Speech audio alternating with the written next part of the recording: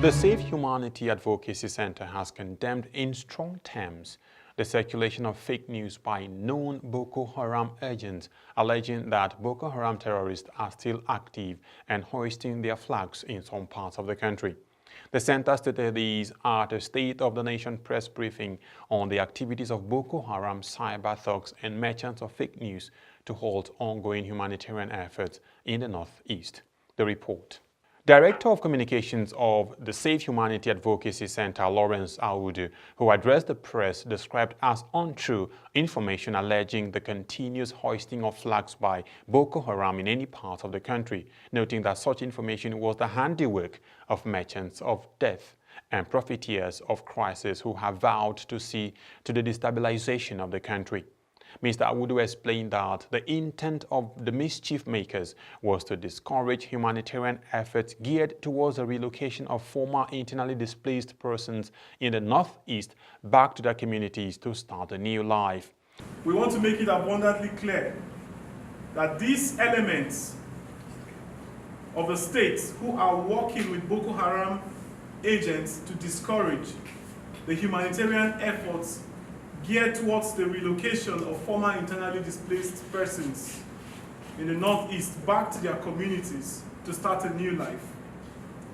This, we view, is capable of putting the life of humanitarian workers in danger and thwarting the efforts at relocating internally displaced persons back to their homes. He called on Nigerians to always verify sources of information before rebroadcasting, since according to him, statistics have shown that fake news and rumors have been largely responsible for the escalation of crisis in most parts of the country. Statistics show that fake news and rumors have been largely responsible for the escalation of crisis in most parts of the country. Nigerians must also be aware that one major component of terror is information flow. Terrorists like ISIS, Boko Haram, Al-Shabaab, IPOB, and the Islamic movement and their collaborators create dreadful images to instill fear, followed by hate, which travels like wildfire.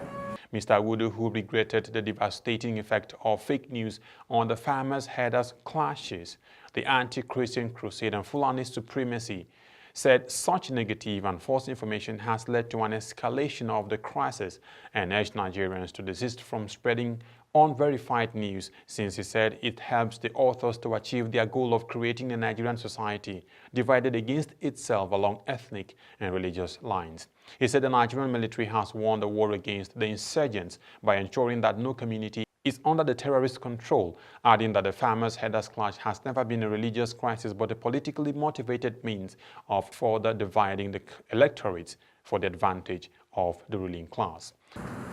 Nigerians must disregard such heinous and unbridled stories being churned out by desperate political entities to discourage the federal government and the Nigerian people about seeing to the final dissemination of Boko Haram terrorists.